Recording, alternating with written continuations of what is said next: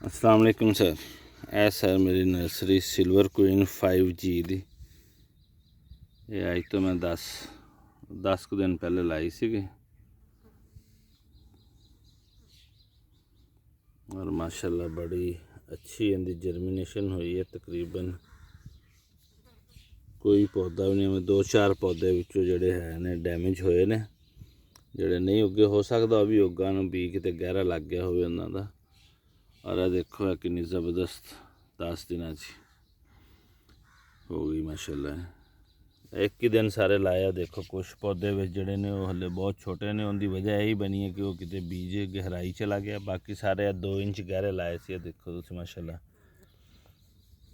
Out class इनका result है। Size देखो 4-4 पत्ते तकरीबन शुरू हो गई है करनी है। और इन्हू सिर्फ वेस्ट डिकम्पोजर और फास्फोरस सोलेबल बैक्टीरिया दोनों मिक्स करके सिर्फ वो नीचे है देखो फ्लड ही किया होया है। थैलियाँ जड़ियाँ है ने इन्हां च भल भर के और उस तो बाद इन्हां नूं इकट्ठा करके रख के बी लगा के उस तो बाद सिर्फ इनू फ्लड कर दिता है। तकरीबन सर ये अपना 4 कनालों की नर्सरी तैयार है जी। ये हुण इंशाअल्लाह जिहड़ी है तकरीबन होर कोई 15-20 दिन तक इन्हूं असीं शिफ्ट करांगे। नर्सरी लगाने का मकसद ये कि सीड काफ़ी महंगा सी, असीं कहते एक दिन जर्मीनेशन चैक हो जाएगी और दूसरा इनू जो असीं हुण शिफ्ट करांगे तो मरन के चांसिस जिहड़े ने अल्लाह चाहे बहुत घट होणगे। और बहुत आउट क्लास रिजल्ट है। शाइनिंग देखो पत्तियां ते किस तरह आ रही है।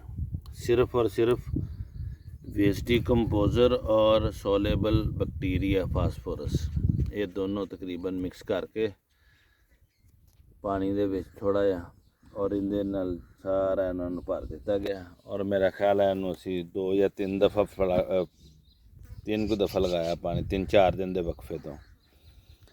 और ज़बरदस्त कोई बीमारी नहीं इनके उपर, कोई कुछ नहीं। और बेहतरीन जिहड़ा ग्रो कर रही नर्सरी। ऐसा सिल्वर कुइन 5G वैरायटी है थाईलैंड की। बाकी देखो सर इनके की रिजल्ट आते हैं। 4 कनाल लगावांगे उनके च इनकी एवरेज देखांगे आया है। साडा इत्थे मौसम भी पसंद आंदा इस वैरायटी नूं या कि नहीं आंदा। शुक्रिया सर।